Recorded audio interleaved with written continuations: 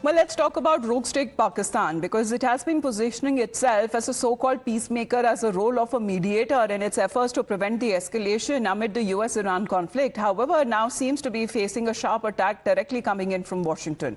A senior Republican senator who has directly questioned, and not for the first time, as far as Islamabad's credibility and neutrality in the peace process. Lindsey Graham has now slammed Pakistan's role as more than problematic, pointing to the long-standing ties between Islamabad and Tehran, which he argues cast doubts and aspersion on its ability to act as an impartial mediator.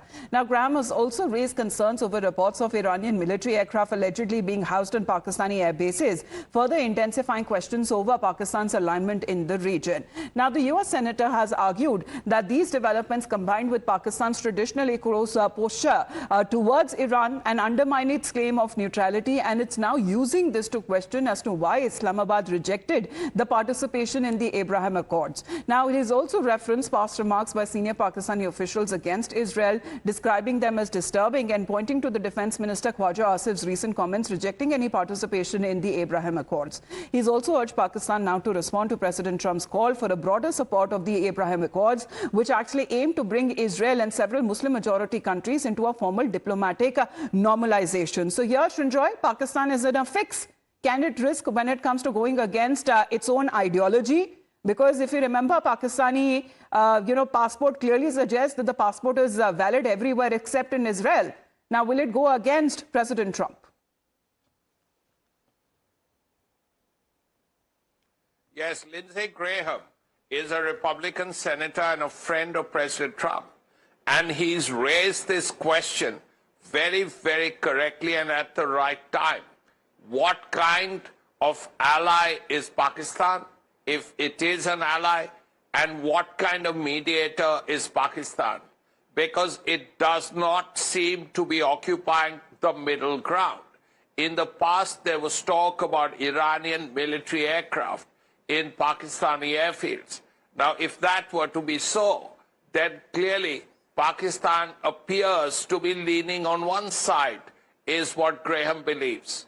And then this business of the Abraham Accords, as you rightly said, if Pakistan continues to be anti-Israel, then how can it have a mediator's role as far as this war is concerned? So far, you could always argue that at the end of the day, if Pakistan succeeded, then the problem would not be talked about so much. But Pakistan may have tried, but it has failed so far. And it's been a while since that war ended. Yes. A 40-day war ended. And we are into what, 45 days of a ceasefire. We see no solution. So if you try and fail, you still fail.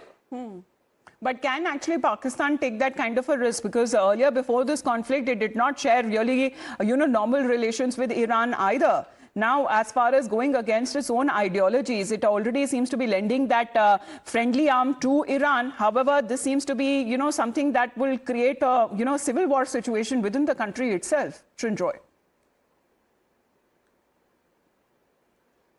Yes, because there is a fear that all this mediation and any possibility of even thinking about being part of the Abraham Accords could create problems. The first could create problems within Pakistan itself, the Sunni-Shia divide. Secondly, if you're looking at an alliance, a sort of treaty with Israel, yes, then the people of Pakistan may have something to say.